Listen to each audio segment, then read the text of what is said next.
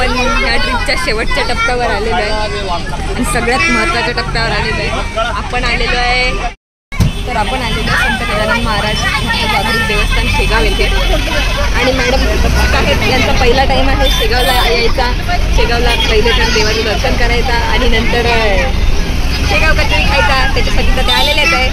काय शेगाव कचोरी ऐकलेलं आहे चांगलं असतात फेरीसाठी. खायला आलेलं आहे बेसिकली, दर्शनानंतर खायला आलेलं आहे बेसिकली. स्वीटचा शॉप दिसलेला आहे मला. स्वीटचा शॉप दिसल्या तिथे आमचे डोळे गेले आहेत.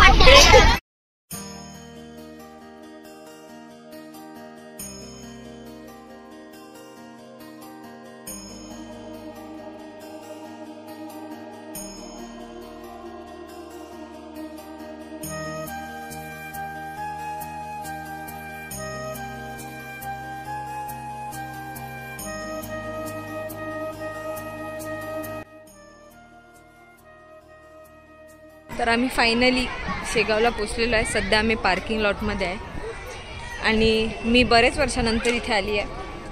आणि इतक्या वर्षानंतर येऊन जेव्हा जुनं आधी पण जेव्हा आली आधी पण मी जेव्हा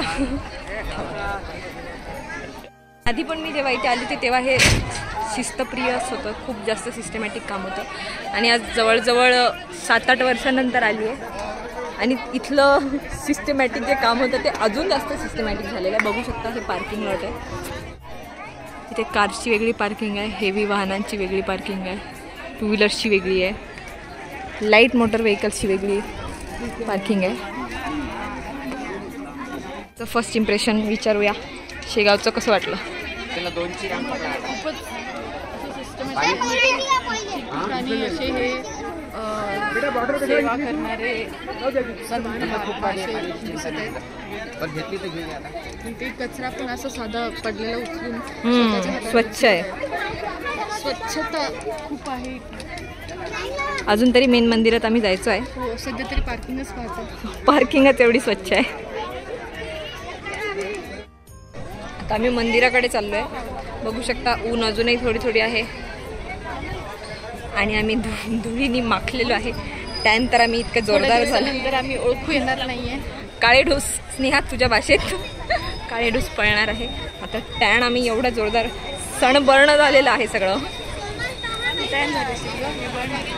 नाही सॉरी, मी टाइम झाले. ऐक जे काही सण नाही, खूपच बरण केलेलं आहे आम्हाला तरी काही नाही, ठीक आहे.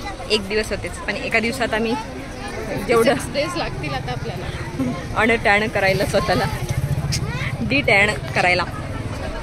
ठीक आहे, पण वरती होतं हे 2 दिवस. होपफुली हा व्हिडिओ शेवटचा व्लॉग असेल या ट्रिपचा.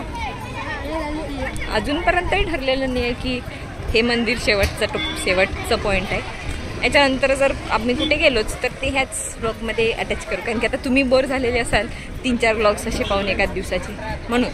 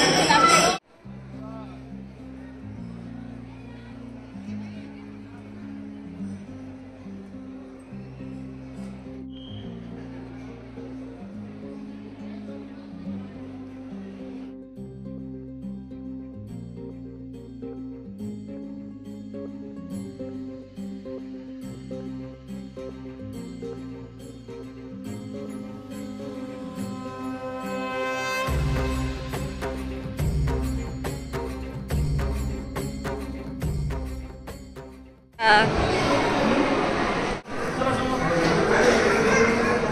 उष्ट नाही टाकत.